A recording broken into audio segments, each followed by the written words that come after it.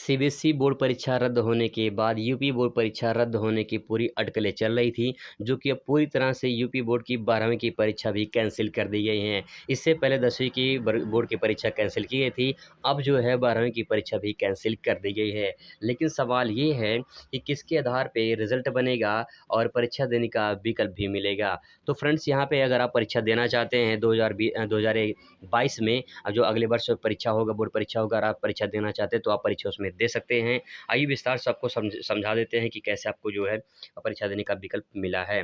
परीक्षा देने का जो विकल्प मिला है आपको, उसमें क्या करना है कि हाई स्कूल व इंटरमीडिएट की परीक्षा 2021 के सभी पंजीकृत परीक्षार्थियों को अगले वर्ष होने वाली बोर्ड परीक्षा में अपनी इच्छानुसार एक विषय या सभी विषय की परीक्षा में शामिल होकर अंक सुधारने का मौका दिया जाएगा।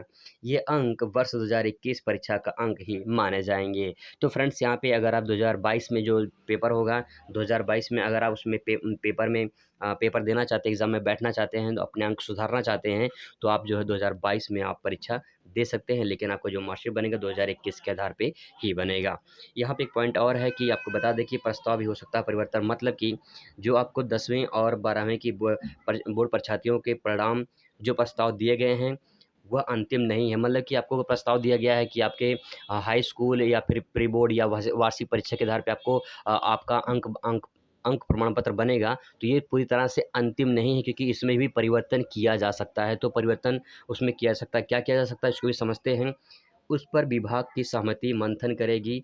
समिति उन सुझावों पर विचार विमर्श करके उसमें परिवर्तन कर सकती है। तो डॉक्टर दिनेश शर्मा उप मुख्यमंत्री ने बताया है कि ऐसा जो परिवर्तन किया जा सकता है। अब बात कर लेते हैं कि आपका जो है रिज़ल्ट वो कैसे तैयार होगा। पहले बात करते हैं हम लोग यहाँ पे रिज़ल्ट तैयार करने की। तो पहले बात करेंगे फ्रेंड्स यहाँ पे हम इंटरमीडिएट की। इंटरमीडिएट की बात करें तो 10वीं की बोर्ड जो परीक्षा हुई थी उसके आधार पर और कक्षा 11वीं की वार्षिक परीक्षा के अंक के औसत के आधार पर अंक देने का प्रस्ताव जारी किया गया है। 11वीं की वार्षिक परीक्षा के अंक उपलब्ध न होने पर स्थिति में 12वीं की प्री बोर्ड परीक्षा के अंक पर आधार पर जो उनका मार्कशीट बनाया जाएगा। तो फ्रेंड्स, यहाँ पे इम्पोर्टेंट पॉइंट है कि अगर आपका इंटरमीडिएट है और इंटरमीडिएट में आपके 10वीं बोर्ड परीक्षा, उसके और 11वीं की वार्षिक परीक्षा के औसत अंक के आधार पे आपका रिजल्ट तैयार होगा।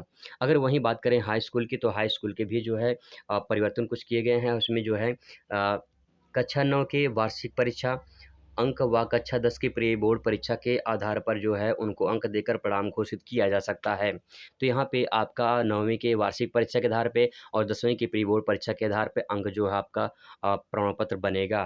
तो यहाँ पे 2 पॉइंट है, आप इसको समझ सकते हैं। आई होप वीडियो पसंद आएगा। अगर पसंद हो तो वीडियो शेयर ज़रूर करिए। आपसे मिला दूसरी वीडियो में, तब तक के लिए नमस्ते।